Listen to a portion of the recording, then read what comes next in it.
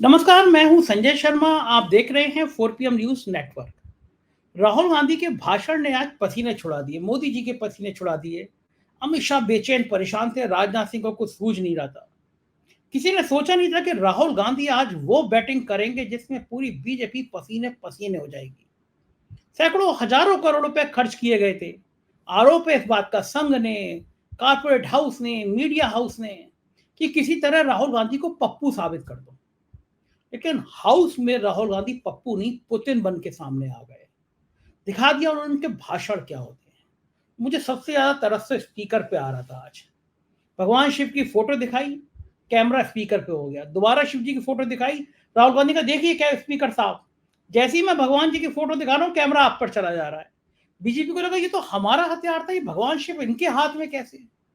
और आज राहुल गांधी ने बिल्कुल बिल्कुल आरएसएस, बीजेपी सबकी जमकर धुलाई करी। सोशल मीडिया पर राहुल गांधी का भाषण लगातार वायरल हो रहा था। मैं रोज शो करता हूं अभय दुबे जी के साथ, जाने माने पत्रकार हैं देश के। एबीपी चैनल पर रोज देखते हैं उनको, बहुत अच्छी किताबें लिखी है, बहुत अच्छी नॉलेज रखते हैं। मैंने उनसे राहुल गांधी के इस भाषण को समझना चाहा। मैंने समझना चाहा कि क्या राहुल गांधी का यह भाषण एक श्रेष्ठ भाषण माना जाएगा। क्या नेता प्रतिपक्ष के रूप में उन्होंने एक इतनी बड़ी लाइन खींच दी है जो पार करना बीजेपी को मुश्किल हो जाएगा। ऐसे तमाम सवाल हैं। चलते हैं अभय दुबे जी के पास। उससे पहले रिक्वेस्ट है, चैनल को ज्वाइन कीजिएगा, सब्सक्राइब करिएगा। चलते हैं अभय दुबे जी के पास। 4 PM न्यूज नेटवर्क में स्वागत है आपका अभय जी। हजारों करोड़ रुपए खर्च किया गया था। आरोप है संघ ने, बीजेपी ने, गोदी मीडिया ने, कारपोरेट हाउस ने। जिसको पप्पू बना रहे थे उसने तो पार्लियामेंट में पुतिन बन के साबित कर दिया। तो पहला भाषण था नेता प्रतिपक्ष के रूप में। तो बहुत लंबे समय तक राहुल गांधी का भाषण याद रहेगा लोगों को, स्पीकर को, मोदी जी को, अमित शाह को, राजनाथ जी को। और शायद पहले कभी ऐसा नहीं हुआ कि नेता प्रतिपक्ष बोल रहा हो, प्रधानमंत्री दो दो बार खड़े हों बीच में। ये जो पूरा भाषण था, क्या ये एक नया संकेत देगा कांग्रेस को। मैं तो अजीब बात देख रहा हूं, जब सरकार बन जाती है तो सरकार के लोग खुश होते हैं, उनमें उत्साह आता है। लेकिन मैं उल्टा देख रहा हूं कि लगातार सरकार बनने के बाद में इंडिया गठबंधन के लोगों में उत्साह आ रहा है, सरकार थोड़े बैकफुट पे नजर लगातार आ रही है। और राहुल गांधी के भाषण के बाद तो आज और बैकफुट पे मामला नजर आया। इस पूरे भाषण को आप क्या मानते हैं कि राहुल गांधी से किसी को क्या उम्मीद थी कि वो इतना जोशीला भाषण दे देंगे, इतने तर्कों के साथ दे देंगे, ओम बिरला को भगवान शिव की मूर्ति दिखा के खामोश कर देंगे। पूरे भाषण को आपके संदर्भ में देखते हैं। देखिए, राहुल गांधी ने जो भाषण दिया है वो एक बेहतरीन भाषण है। और पिछले 10 साल से किसी भी विपक्षी नेता ने ऐसा भाषण कोई संसद में नहीं दिया, क्योंकि 10 साल में विपक्ष काफी कमजोर भी था। वो इतने दावेदारी के साथ में, इतने मजबूती के साथ में कोई बहुत बात कहने की स्थिति में नहीं था। आज राहुल गांधी एक मजबूती के मुकाम से बोल रहे थे। एक तरह से अभी हम लोगों ने एक T20 का विश्व कप टूर्नामेंट देखा, इसमें भारत चैंपियन हुआ। तो ये यहाँ भी 2 टीमें खेल रही थी। एक टीम इंडिया की थी और एक टीम एनडीए की थी। और इंडिया की टीम इस पहले T20 के मैच में जीत गई है। और राहुल गांधी ने एक तरह से देखा जाए तो दूसरी टीम को बहुत बुरी तरीके से हरा दिया है। भारतीय जनता पार्टी को कोई अंदाज नहीं था कि राहुल गांधी ऐसा भाषण देंगे। वो सोच रहे थे कि वो राष्ट्रपति के अभिभाषण के ऊपर चर्चा करेंगे और उसमें ज्यादा फोकस उनका नीट के पर्चों के ऊपर होगा। लेकिन राहुल गांधी ने तो अपनी पूरी, ये बिल्कुल एक तरह से विपक्ष का जो भविष्य का एजेंडा है, उस एजेंडा को उन्होंने रेखांकित किया और भारतीय जनता पार्टी के मर्म पर प्रहार किया। वो मर्म क्या है? भारतीय जनता पार्टी का ये दावा कि वो हिंदू हितों की सम्राट वही है, केवल हिंदू हितों की रक्षक वही है। राहुल गांधी ने ये बताया कि ये जो हिंदुओं का नेतृत्व करने की देश में जो प्रतियोगिता चल रही है 90 के दशक से, उसमें अब कांग्रेस भारतीय जनता पार्टी से राष्ट्रीय पैमाने पर आगे निकल गई है। ये अब किसी एक प्रदेश में चुनाव जीतने हारने का खेल नहीं रह गया है। अब पहली बार जो नरेंद्र मोदी के लिए कहा जाता था कि देयर इज नो अल्टरनेटिव, कोई टीना फैक्टर है, तो वो टीना फैक्टर खत्म हो चुका है। राहुल गांधी नरेंद्र मोदी के विकल्प के रूप में राष्ट्रीय मंच पर उभर आए हैं और उन्होंने एक ऐसी भाषा विकसित कर ली है जिसके जरिए वो विपक्ष के जनाधारों को, अपनी पार्टी के जनाधार को बहुत जबरदस्त रूप से उसके साथ जुड़ते हैं, प्रभावित करते हैं और कनेक्ट करते हैं। उनकी भाषा खास तरह की है, उसमें अंग्रेजी का इस्तेमाल होता है, लेकिन बड़ी सरल अंग्रेजी बोलते हैं। मैंने देखा आज काफी देर अंग्रेजी बोल रहे थे, लेकिन एक ऐसी अंग्रेजी सामान्य पढ़ा लिखा व्यक्ति भी सब चीज समझ लेता है। साथ में हिंदी भी बोल रहे थे, हिंदी अंग्रेजी मिला के भी बोल रहे थे, और जिस आक्रामकता के साथ में, लेकिन जिस संयम के साथ में राहुल गांधी बोल रहे थे, वो बहुत ही मुझे बेहतरीन लगा। मुझे अच्छा लगा कि कम से कम भारतीय लोकतंत्र का जो असंतुलन था, राहुल गांधी के इस उभार से असंतुलन समाप्त हो गया है। अब पक्ष विपक्ष एक दूसरे के मुकाबले का डिस्कोर्स दे रहा है। एक तरफा जो चल रही थी, एक तरफा बल्लेबाजी और गेंदबाजी चल रही थी पिछले 10 साल से, वो खत्म हो चुकी है। और भाजपा को ये उनसे उम्मीद नहीं थी कि वो ऐसा बोलेंगे।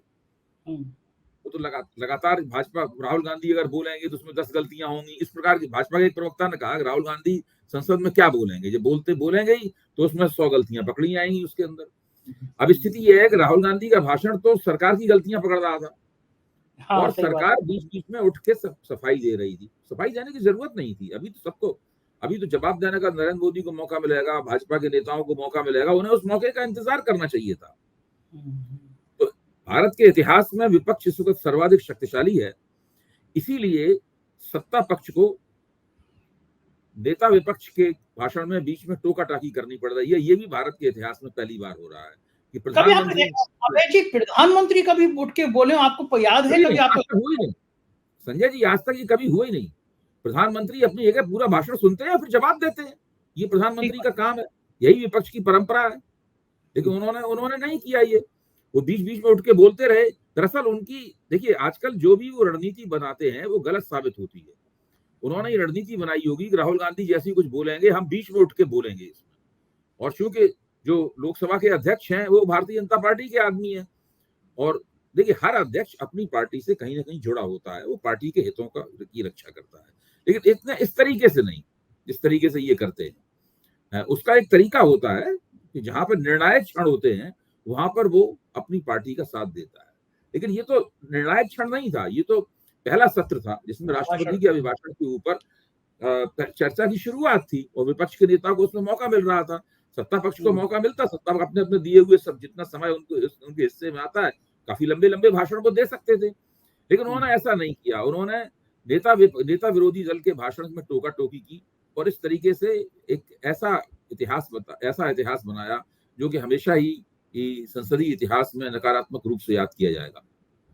अभी जी, वो सीन देखा था आपने कि वो भगवान शिव की बार बार फोटो ले रहे थे, कैमरा अचानक स्पीकर की तरफ हो जाता था, फिर राहुल गांधी ने कहा कि देखिए स्पीकर साहब, कैमरा फिर हट गया मेरी तरफ से। तो आज तो बिल्कुल स्पीकर को जो आईना दिखाया उन्होंने, वो मैंने देखा। सबसे बड़ी बात तो वो है स्पीकर की, आपके जब नरेंद्र मोदी से हाथ मिलाते हैं तो आप झुक जाते हैं, मुझसे हाथ मिलाते हैं तो आप बने रहते हैं।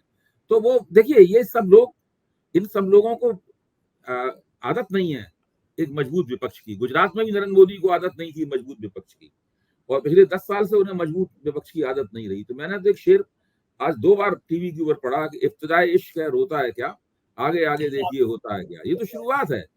अभी तो देखिए इन्हें मजबूत विपक्ष क्या होता है, और वो किस तरीके से सरकार की खाल उधेड़ता रहता है। और देखिए, मैं मानता हूं कि एक साथ इस भाषण से 2 काम हुए। पहला काम ये हुआ है कि राहुल गांधी की लोकप्रियता में सारे देश के पैमाने पर उनके इस भाषण से इजाफा होगा। मुझे तो पक्का यकीन है कि अभी अगर सर्वे कराया जाए, 1 हफ्ते बाद सर्वे कराया जाए, तो केवल इस भाषण की वजह से राहुल गांधी की लोकप्रियता में बड़ा इजाफा दिखाई पड़ेगा। और दूसरा काम यह है कि अगर ये सर्वे कराया जाए कि भाजपा सरकार नरेंद्र मोदी के खिलाफ कितनी एंटी इनकम्बेंसी है, तो आपको एंटी इनकम्बेंसी भी लोकसभा चुनाव के मुकाबले अभी 20-22 दिन के अंदर बढ़ी हुई मिलेगी, क्योंकि कोई तो काम इस सरकार ने ठीक से किया नहीं। लगातार बिल्डिंगें गिर रही हैं। जिन बिल्डिंगों का नरेंद्र मोदी ने उद्घाटन किया है, वो बिल्डिंगें गिर रही हैं। कश्मीर में आतंकवादी हिंसा हो रही है। मणिपुर धू करके जल रहा है। परीक्षाएं, जो प्रतियोगी परीक्षाएं हैं जिनमें लाखों छात्रों का भविष्य फंसा हुआ है, उन सब में पर्चे लीक हो रहे हैं। तो ये सरकार तो बहुत बुरी हालत में है, चौतरफा घिरी हुई सरकार है। अभी तो इस सरकार के खिलाफ पिछले 5 साल में जो इंफ्रास्ट्रक्चरल फैसिलिटी बनाने के नाम पर जो बड़ा भ्रष्टाचार हुआ है, अभी तो इसका मामला उठेगा बहुत जम के। ये लोग बच नहीं सकते। अच्छा, अभी जी, क्या लग रहा है कि इस भाषण के बाद विपक्ष को एक ऊर्जा मिलेगी? ये लगेगा कि हरियाणा महाराष्ट्र के चुनाव हैं, तो एक संदेश जाएगा, क्योंकि 2-3-4 महीने का टाइम बचा है। ये आज का भाषण था संजय इंडिया का। जी, मैं ये कहता हूँ कि विपक्ष तो पहले से ही ऊर्जा से भरा हुआ है, परिपूर्ण है। विपक्ष के पास ऊर्जा की कोई कमी नहीं है। ऊर्जा की खोज तो भारतीय जनता पार्टी कर रही है। भारतीय जनता पार्टी ऊपर से कितना भी वो लोग दावेदारियां करते रहे और छाती ठोकते रहे, लेकिन अंदर से तो भारतीय जनता पार्टी की हालत बहुत खस्ता है। हर प्रदेश में जहां इनकी सीटें कम हुई हैं वहां पर गृहयुद्ध छिड़ा हुआ है। हमारे साथ गद्दारी हुई, गद्दारी किसने की भाई? इसका मतलब गद्दार आपके पार्टी के अंदर ही छिपे हुए हैं। एक ऐसी पार्टी जिसमें जगह जगह स्वर उठ रहे होंगे हमारे साथ गद्दारी हुई, उस पार्टी की वास्तव में इसका मतलब पार्टी की एकता भी खतरे में है। पार्टी के भीतर सिर्फ फुटबॉल जारी है। तो विपक्ष के पास ऊर्जा की कोई कमी नहीं है। विपक्ष दरअसल हर प्रदेश में जहां पर चुनाव होना है वहां पर अपनी रणनीति के बारे में सोच समझ रहा है। एक दूसरे को कुछ काटने वाले बयान वगैरह भी आ जाते हैं, लेकिन इसके बावजूद भी वो हर जगह सिक्का बंद रणनीति की खोज कर रहा है। अब ऐसे महाराष्ट्र को देखिए। अब महाराष्ट्र में जैसे ही ये कहा गया कि साहब उद्धव ठाकरे के नेतृत्व में चुनाव होंगे, तो शरद पवार ने कहा कि नहीं, हम किसी चेहरे पर चुनाव नहीं लड़ेंगे, महाविकास अघाड़ी जो है मिलकर चुनाव लड़ेगा, किसी चेहरे पर चुनाव। लेकिन शरद पवार के इस बयान के बाद किसी ने उनका खंडन नहीं किया।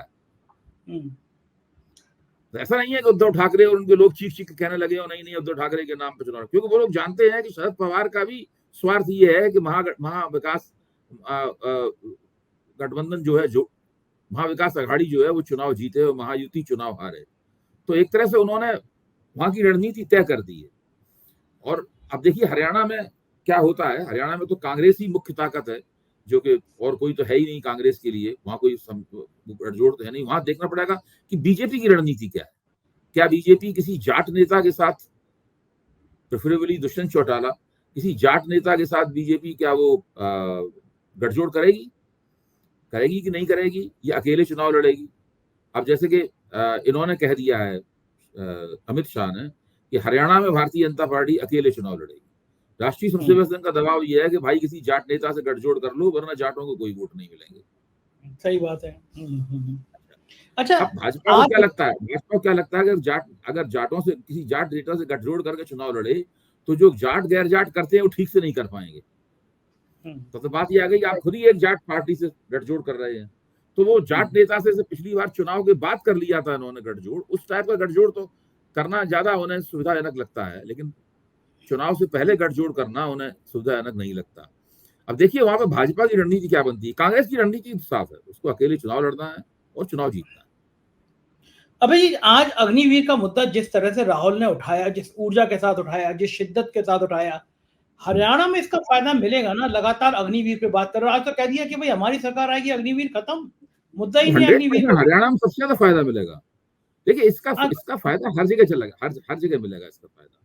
क्या इसका फायदा पश्चिमी उत्तर प्रदेश में नहीं मिलेगा अगले विधानसभा चुनाव में, जहां से बहुत बड़े पैमाने पर पश्चिमी उत्तर प्रदेश से फौज में लोग जाते हैं? वहां भी फायदा मिलेगा, सब जगह फायदा मिलेगा। अग्निवीर का सवाल क्यों? अग्निवीर जिस तरीके से सरकार ने योजना बनाई है उसके पीछे बहुत अहंकार था कि हमारे पास तो बहुमत है, हमारा कुछ बिगाड़ नहीं सकता। लगातार झूठ बोलते थे। ये तो फौज ने खुद ही प्रस्तावित की है। तो जैसे राहुल गांधी ने कहा तो पीएमओ बैठ के बनाई गई ये योजना, कोई फौज मोदी का मन का है। हाँ, मोदी का ब्रेन चाइल्ड है। वो तो बिल्कुल स्पष्ट है। और जिस तरह कांग्रेस ने बिल्कुल स्पष्ट इसके ऊपर रवैया अख्तियार किया है कि हम इस योजना को खत्म करेंगे, तो उसके बाद तो बिल्कुल अब इन लोगों के सामने एक तरह का चुनौती है कि क्या अग्निवीर योजना जिस हालत में है उस हालत में ही बनाए रखेंगे या इसके अंदर कुछ परिवर्तन करेंगे। अगर अभी परिवर्तन करते दिखाई पड़े तो मालूम कहा जाएगा कि विपक्ष के दबाव में कर रहे हैं परिवर्तन, इसलिए अभी परिवर्तन नहीं करेंगे। जितना देर लगेगी उतना ही और अलोकप्रिय होंगे। अच्छा, नीतीश की पार्टी की तरफ से शुरुआत में तो आया था अग्निवीर योजना पे विचार की बात, फिर वो मामला ठंडे बस्ते में चला गया। नहीं, नीतीश की पार्टी इस बात को कहती रहेगी, लेकिन इस सवाल के ऊपर कुछ तोड़ेगी नहीं। उस वक्त तक नहीं तोड़ेगी जब तक नीतीश कुमार को ये ना लगे कि उनकी टांग भाजपा खींच लेना चाहती है, उनके नीचे का कालीन खींच लेना चाहती है। उस वक्त तक नीतीश की पार्टी कुछ नहीं कहेगी। जिस दिन ऐसा लगेगा कि भाजपा उनको गिराना चाहती है, वैसे ये सारी बातें वो जोर जोर से बोलना शुरू कर देंगे। एक बात तो बताइए, बात समझ में नहीं आई। आज जो भगवान शिव का फोटो बार बार दिखाया राहुल गांधी ने, वो क्या स्ट्रेटेजी थी, वो क्या रणनीति थी कि बार बार भगवान शिव का फोटो दिखा रहे हैं? देखिए राहुल, मैं कहा ना शुरू में, राहुल गांधी ने भारतीय जनता पार्टी के मर्म पर प्रहार किया है। उनका जो हिंदू हृदय सम्राट होने का दावा है भारतीय जनता पार्टी का, उसको उन्होंने शिव की तस्वीर दिखाकर उन्होंने तोड़ा है। और शिव की जो अभय मुद्रा है उसको उन्होंने कांग्रेस के चुनाव चिन्ह से जोड़ दिया। तो शिव की जो अभय मुद्रा ये है ना, उसको कांग्रेस के चुनाव चिन्ह से उन्होंने जोड़ दिया और शिव को संहार का या हिंसा का प्रतीक न बताकर उन्हें दरअसल अहिंसा का प्रतीक बताया और उनके त्रिशूल को भी अहिंसा का प्रतीक बताया। अब भारतीय जनता पार्टी इसमें स्पिन ये दे रही है कि भाई आपने सारे हिंदुओं को हिंसक कहा, तो इस बात पे तो भारतीय जनता पार्टी जो स्पिन चाहे दे ले, लेकिन इस बात पे तो बाहर कोई भी आदमी होगा हंसेगा कि कोई व्यक्ति सारे हिंदुओं को हिंसक क्यों कहेगा। तो एक संदर्भ में बोल रहे, तो संदर्भ उनका स्पष्ट था कि वो भारतीय जनता पार्टी राष्ट्रीय स्वयंसेवक संघ की शक्तियों को हिंसा का प्रतीक बता रहे थे। जो लोग हिंदू दिन रात करते रहते हैं, लेकिन दरअसल उनका विश्वास हिंसा में है। आज के भाषण से हिला तो संघ भी होगा, संघ को भी उम्मीद नहीं थी कि राहुल गांधी, क्योंकि संघ भी गांधी परिवार पर लगातार हमला करता रहा है। तो इसमें थोड़ा सा बारीकी से हम लोगों को देखने की जरूरत है। मैं जब एबीपी चैनल के ऊपर चर्चा कर रहा था, उस वक्त अपने आप को राष्ट्रीय स्वयंसेवक संघ से जुड़ा बताने वाले एक पत्रकार भी वहां पर थे। आप उनकी बात पर गौर कीजिए। उन्होंने राहुल गांधी की आलोचना की, लेकिन उस तरह नहीं, इस तरीके से भाजपा के प्रवक्ता आलोचना कर रहे थे। उनका कहना यह था कि राहुल गांधी की जो राजनीति है, उस राजनीति को उनका भाषण पूरी तरीके से सपोर्ट करता है, उस राजनीति को आगे बढ़ाता है, उस राजनीति को 100% मजबूत करता है। और उन्होंने उस लिहाज से राहुल गांधी को 10 में 10 नंबर दिए। तो राष्ट्रीय स्वयंसेवक संघ कोई इस वक्त भाजपा से हर बात पे उनके साथ चूल पे चूल भिड़ा के काम करने के लिए तैयार नहीं है। ये जो दोनों के बीच में अंतर्विरोध है, इस अंतर्विरोध पे हम लोगों को लगातार, मैं ना फौरन कहा नहीं, मैं आपका बिल्कुल समर्थन करता हूँ, आपने जो कहा मैं आपके साथ हूँ। मैं भी राहुल गांधी को 10 में 10 नंबर देता हूँ, क्योंकि वो ये सवाल उठा रहे थे कि भाई राहुल गांधी ने प्राण प्रतिष्ठा में भाग नहीं लिया, राहुल गांधी ने काशी विश्वनाथ के सवाल पर आपका साथ नहीं दिया, इसके बावजूद भी वो आज ये दावा कर रहे हैं कि वो हिंदू समाज के ज्यादा बेहतर प्रतिनिधि हैं और भाजपा हिंदू समाज की उतनी बड़ी प्रतिनिधि नहीं है। ये कुछ सवाल है, इसके ऊपर गौर करना चाहिए, ये उन्होंने कहा। उन्होंने ये नहीं कहा कि राहुल गांधी झूठ बोल रहे हैं, गलत कर रहे हैं। उन्होंने कहा ये कुछ सवाल है, इसके ऊपर गौर करना चाहिए। इससे आप समझिए कि राष्ट्रीय स्वयंसेवक संघ मौजूदा नरेंद्र मोदी के निजाम और भारतीय जनता पार्टी को कोई पूरी तरह 100% समर्थन देने को तैयार नहीं है। वो विरोध भी नहीं करेंगे उनका, लेकिन वो थोड़ा कटाक्ष करते रहेंगे, थोड़ा सा नुक्का मारते रहेंगे उनको, और ये चेतावनी देते रहेंगे कि हम लोग कभी भी आपका मिजाज दुरुस्त कर सकते हैं। ये जो लोग कांग्रेस के लोग छोड़ के चले गए थे, राहुल गांधी को बच्चा कह रहे थे, राहुल गांधी को मैच्योर नहीं कह रहे थे, उनको कैसा लग रहा होगा आज राहुल गांधी के ये तेवर देखकर? नहीं, वो तो चुपचाप अकेले में अफसोस कर रहे होंगे और जुगाड़ बढ़ा रहे होंगे किस तरीके से कांग्रेस में वापसी ली जाए। और उसमें से जो थोड़ा सा बुद्धिमान व्यक्ति होगा वो अपने कुछ हाथ पैर जोड़ के भैया दद्दा करके आ भी जाएगा वापस। ये जो भगदड़ जी काम छोटे कार्यकर्ताओं की तरफ से पहले शुरू होता है। छोटे लेवल के कार्यकर्ता होते हैं, उनको वापसी करने में, भैया दद्दा करने में कोई दिक्कत नहीं होती, फिर लाइन लग जाती है, उनको देखा देखी बड़े लोग भी आ जाते हैं, माहौल बन जाता है ना, उससे माहौल वो बनाते हैं। सभी लोग कह रहे हैं कि असली माहौल लोकसभा चुनाव के बाद तो तब पता चलेगा जब हरियाणा के और महाराष्ट्र के नतीजे आ जाएंगे। भारतीय जनता पार्टी कितने पानी में है ये तभी पता चल जाएगा जब नतीजे आ जाएंगे। देखिए, झारखंड का चुनाव भी भाजपा हारेगी। झारखंड में भारतीय जनता पार्टी सारी आदिवासी सीटें हार गई है। यहां तक कि भाजपा के जो मुख्यमंत्री पद के उम्मीदवार थे अर्जुन मुंडा, वो भी चुनाव हार गए हैं।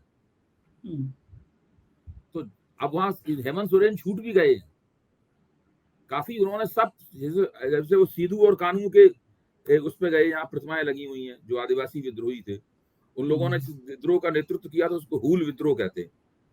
उनका कहना था कि भाजपा के खिलाफ एक नए हूल का आह्वान करना चाहिए। तो ये इनके लिए काफी मुश्किलें होने जा रही हैं। इन्हें ये पता नहीं है, ये 20 दिन में जिस तरह से इन लोगों ने अपना काम किया है, भाजपा वालों ने, उससे मुझे अंदाज लग गया है कि इनको अभी अपनी मुश्किलों का पूर्वानुमान नहीं हो पाया है। अभी तक अच्छा। यही दिखाने में लगे हुए हैं कि हम हारे नहीं है, हम जीत गए। पहली बात तो ये झूठ बोल रहे हैं, हम हारे नहीं है, हम जीत गए हैं। पहली बात तो ये झूठ बोल रहे हैं। दूसरी समस्या इनकी ये है कि वो ये दिखाने में लगे हुए हैं कि हम जैसे पहले सरकार चला रहे थे वैसी सरकार चलाएंगे, इसमें कोई फर्क नहीं पड़ेगा। लेकिन आज राहुल गांधी ने दिखा दिया है कि आप कितना भी झूठ बोलते रहे, कितना भी दावे करते रहे, क्योंकि परिस्थिति बदल गई है, इसलिए संभव नहीं है ये। भाई जब 2014 के बाद में कहाँ इस तरह का सीन दिखाई पड़ा था संसद में, 2019 के बाद कहाँ इस तरह का सीन दिखाई पड़ा था संसद में। आज देखिए आज क्या स्थिति है। और ठीक बात है, मैंने भाषण नहीं सुने उनके कि इनसे पहले जो ए राजा बोले थे और महुआ मोइत्रा बोली थी, वो भी दरअसल इसी लाइन में, जो राहुल गांधी ने लाइन बनाई है उसी लाइन में वो लोग बोले। और राहुल गांधी ने जो बहुत सी बातें कही हैं उनका उन्होंने उसी तरह विस्तार किया है। अब आप देखिए ये इंडिया गठबंधन के दो बहुत बड़े वो हैं। इंडिया गठबंधन ने किस तरीके से वहां कंडक्ट किया अपने आप को। एक टीएमसी की नेता बोली, वो नेता बोली, इसको इन लोगों ने इनकी सरसता छीन ली थी इन्होंने, वो बोली। और ए राजा बोले जो द्रविड़ मुनेत्र कड़गम के हैं, जिनकी वो आरोप लगाया गया था कि इन्होंने सनातन का अपमान किया, इस तरह की बात बोल रहे थे। तो भाजपा जो बोल रही है वो सब पुराना राग है। सनातन को डेंगू कहा, ये कहा, वो कहा, जब देश की जनता ने बता दिया है कि वो इसके आधार पर वोट नहीं देती, आप कुछ भी बोलते रहिए। ठीक है। और एक सदन में एक और प्रॉब्लम आने वाली है कि डिप्टी स्पीकर की मांग को लेकर अवधेश प्रसाद का नाम आगे किया गया है, ऐसी चर्चा है। ममता बनर्जी की तरफ से भी संकेत है। अवधेश प्रसाद का नाम, अवधेश प्रसाद की शक्ल बीजेपी को मिर्ची लगाती है। राहुल गांधी ने भी आज कहा कि भगवान राम ने संदेशा बगल में बैठाए हुए थे, उनको बगल में बैठाए हुए थे। तो अवधेश प्रसाद तो समाजवादी पार्टी ऐसे एमपी हो गए, ऐसे एमपी हो गए हैं जिनके चेहरे देख देख के मोदी जी को गुस्सा आता होगा। मोदी जी को लगता होगा बस चले तो अवधेश प्रसाद का। ये लोग अवधेश प्रसाद के बारे में कुछ बोल नहीं सकते, वो दलित हैं। वो दलित है, पासी वोट है, पासी बीजेपी को बहुत जाता था अब तक। हाँ, वो सब चला गया बीजेपी से। अगर उन्होंने अवधेश प्रसाद के खिलाफ कुछ भी बोल बाल दिया ना, मतलब जो है, तो वो कम से कम उन्हें बहुत मुद्दतों तक पासी वोट नहीं मिलेगा। हाँ, पहले तो शुरुआत में गाली दी थी अयोध्या के लोगों को, लेकिन अब तो पासी डिप्टी स्पीकर के पद पर भी नाम बड़ा अवधेश पासी का और विरोध किया गया, तो वही तो मैसेज जाएगा कि एक दलित को आप डिप्टी स्पीकर नहीं बनाने देना चाहते। नहीं, ये लोग बहुत भाजपा, मैं यही कह रहा हूं कि भाजपा वाले ये पूर्वानुमान लगाने में असमर्थ हैं कि उनकी समस्याएं दरअसल हैं क्या, और वो इस नई परिस्थिति से कैसे निपटे। इनके पास कोई रणनीति नहीं है।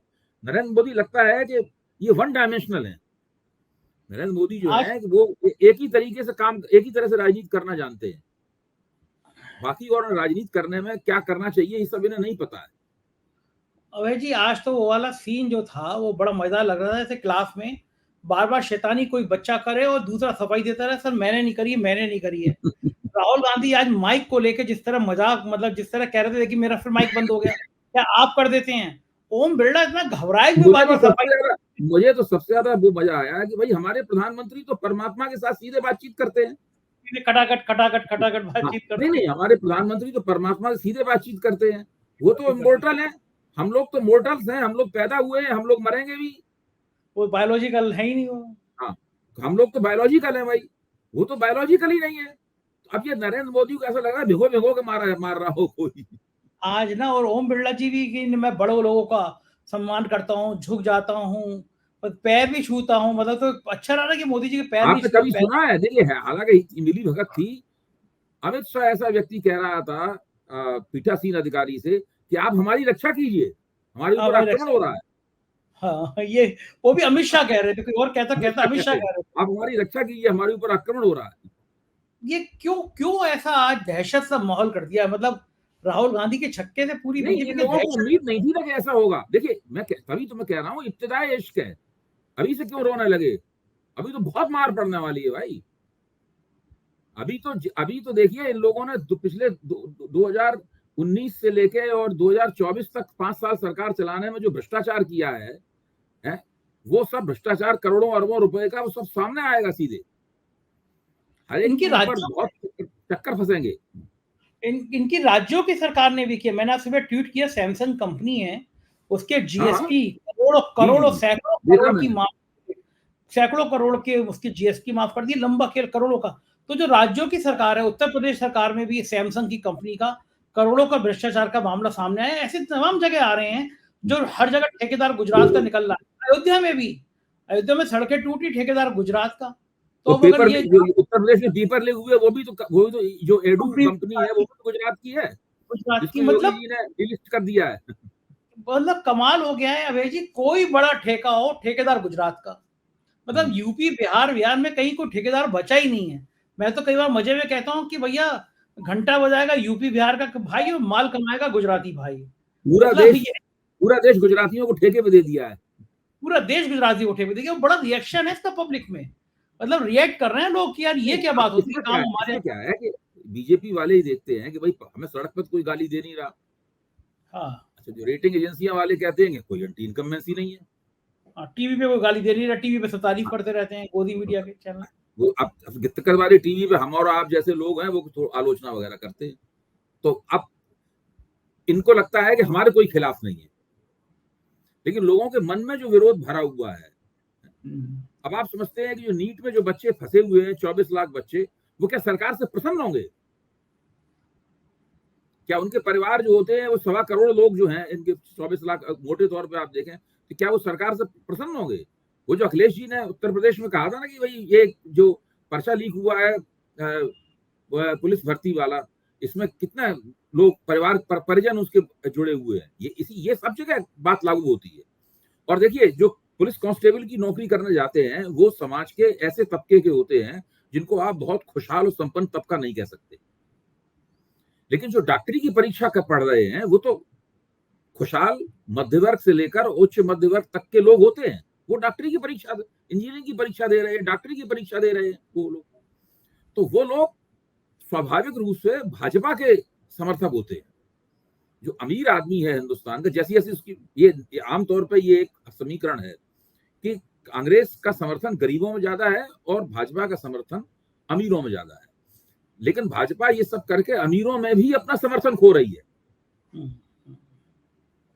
आप देखिए कि टीम इंडिया जीती T20 का, प्रधानमंत्री जी आ गए, उन्होंने ट्विटर पे लंबा चौड़ा भाषण दे दिया अपना, लोग बधाई दे दी। मतलब टीम इंडिया के जीत में तो आप आ सकते हैं, लेकिन नीट के बच्चे, लाखों बच्चे, करोड़ों परिवार लगातार सड़कों पे आंदोलन कर रहे हैं। नीट पे एक शब्द नहीं बोल रहे प्रधानमंत्री, कितना खराब है। मणिपुर पे नहीं बोलेंगे, नीट पे नहीं बोलेंगे, देश की कोई जन समस्या हो बिल्कुल मौनी बात हो गई। अब आप जिसको रवीश गोदी मीडिया कहते हैं उसके बारे में सोचिए। मेरे पास एक फोन आया आज कि भाई कल एक कार्यक्रम में आ जाइए हमारे यहाँ, हमने किस विषय पे होगी चर्चा, कि वो प्रधानमंत्री बोलेंगे, कल जवाब देंगे प्रधानमंत्री। तो मैंने कहा राहुल गांधी के भाषण पर चर्चा क्यों नहीं करवा रहे, प्रधानमंत्री की भाषण में तो बहुत चर्चा हो चुकी है, नई बात है ये बिल्कुल। तो उधर से फिर कोई जवाब नहीं आया। तो मेरा कहना ये है कि ये स्थिति ये है कि वो अभी भी प्रधानमंत्री पे फोकस डालकर, अब कल देखिए प्रधानमंत्री ये भाषण देंगे तब ये होगी प्रधानमंत्री ने छक्का मार दिया, ये कर दिया, वो कर दिया, इस तरह की तमाम वाहियात बातें होंगी। बिल्कुल सही बात है, मजा आएगा, कल देखेंगे, फिर कल रात को आपसे फिर बातचीत करेंगे। बहुत बहुत शुक्रिया। बिल्कुल। तो ये थे अभय दुबे जी और आप सुन रहे थे सारी बातचीत। मुझको यकीन है कि आपको बात पसंद आई होगी। प्रधानमंत्री कार्यालय से सुना है कि टीवी मीडिया को, गोदी मीडिया को निर्देश चले गए हैं कि कल जब प्रधानमंत्री बोलेंगे तो शाम को इस पर चर्चा रखाई जाए, जैसे अभय दुबे जी ने बताया। हेडिंग भी दे दी गई है क्या क्या बातें होंगी, क्या होगा हम आपको बताते रहेंगे। आप देखते रहिए 4PM न्यूज नेटवर्क। शुक्रिया, थैंक यू।